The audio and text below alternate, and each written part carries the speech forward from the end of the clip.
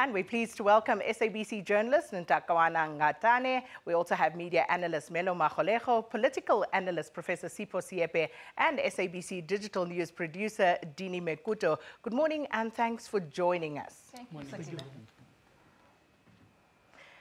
Now let's start by taking a look at the big stories that were trending on social media in 2017 with Dini. So Dini, which ones came up tops? Earlier in the year, there was an issue of money that was deposited into a student account at Walter Sisulu University in East London, 14 million rands.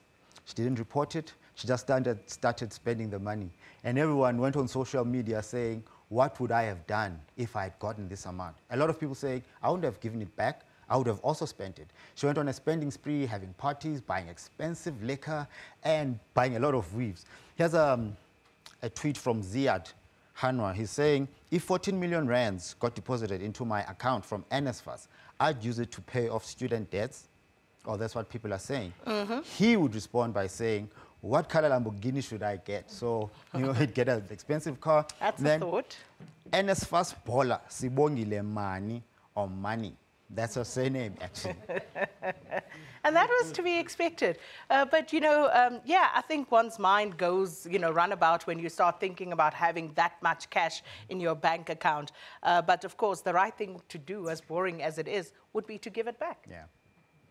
Another one that also had people talking towards the end of the year, corporate corruption, hashtag Steinhoff, hashtag KPMG.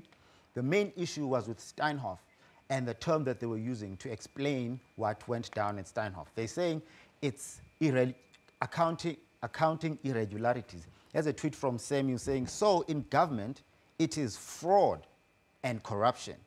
Go private sector, it is called accounting irregularities. What's wrong here? And then another one from New York Causa, Steinhoff has a bomb PR team. That is why the words accounting irregularity are flying around. People comparing this to what has been said, and one of the issues we'll be talking about, state capture. It's called corruption. People come out condemning it, but when it is with the private sector, people kind of like sit back and say, doesn't seem as bad as it really is. Yeah, it's semantics, it's technical, it's all of those things, but in the end, it's the same thing. Knysna fires. This one is a bit controversial.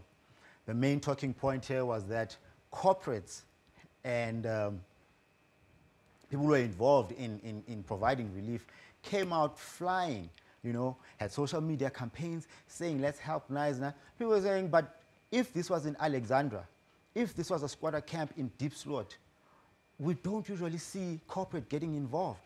Macro, one of the big retailers in the country, a big thank you to customers who gave to the Knysna fires and Cape Town storms. Devastation. 38 pallets, blah, blah, blah, blah. People are saying, look, if it's in Diepsloot, you don't see these drives from corporates. And we hear this every year of shacks somewhere catching a light, and we do not see that sort of corporate response. And they took it to the racial route. South Africans always like to include the racial debate, saying if it was black people in a squatter camp, we wouldn't see much help. But now that white people are getting affected, corporate are jumping on board and offering their monies and their help and their everything. Last one, which also includes a couple of other hashtags that were around a similar topic, hashtag Mdumanana. There was a very interesting video that was caught by an SABC employee, Ulumko Jimlongo, at Cubana. This was an issue about a man assaulting a woman, but there were also other big hashtags that came from such similar incidents. Hashtag men are trash.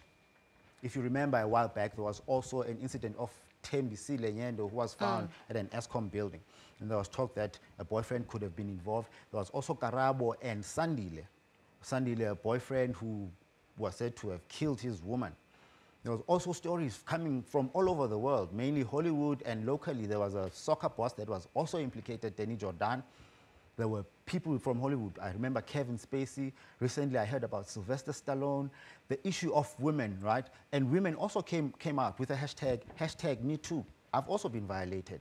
I've also been assaulted by these men. So that was one of the biggest and most talked about issue, the issue of women abuse and women assault and rape. And of course, this is not just any man. These are powerful men who have been caught, you know, in these atrocious acts. So I think that's also important to highlight, because power brings with it very many different nuances as well. And then some things we'll be talking about, of course, the Gupta emails that also trended, and it was an ongoing topic throughout the year. Life esidimeni, we had a lot of traffic on our YouTube channel, people interested in the arbitration and the hearing within that space and what was going on within that case. It's still going to continue next year with Dinilohlanga. Hopefully she will finally appear.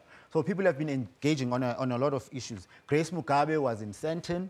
That also trended with AfriForum, protecting the lady that was assaulted, and then the coup. It's been a hectic year. It certainly has.